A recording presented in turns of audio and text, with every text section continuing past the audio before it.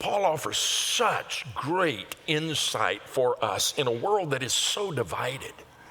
And what he's ultimately saying is that it's not unusual for the world to be divided, but it shouldn't be that way in the church. We've got to be in a position where we respect and honor each other even when we share convictions that are different.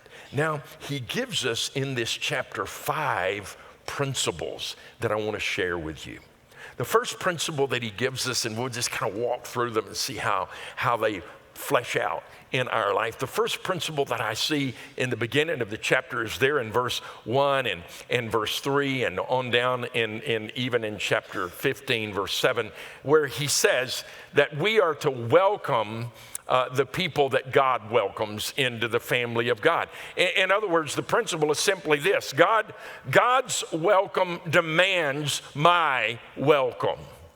If God welcomes somebody, then it demands that I welcome them. Paul says we are to welcome one another. The strong or the free are to welcome the weak or the wait a minute crowd.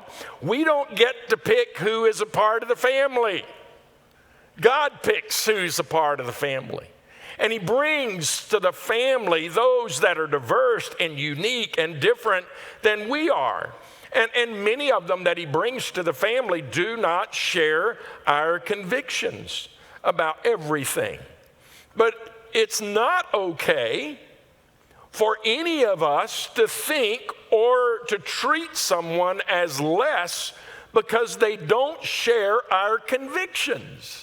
And we have a tendency to do that, to look down on one or make them feel bad because they don't share our convictions. What Paul is ultimately saying is they that don't eat meat or drink wine, we don't get to roll our eyes at them and look at them with disdain as if they are less than we are in their walk with God.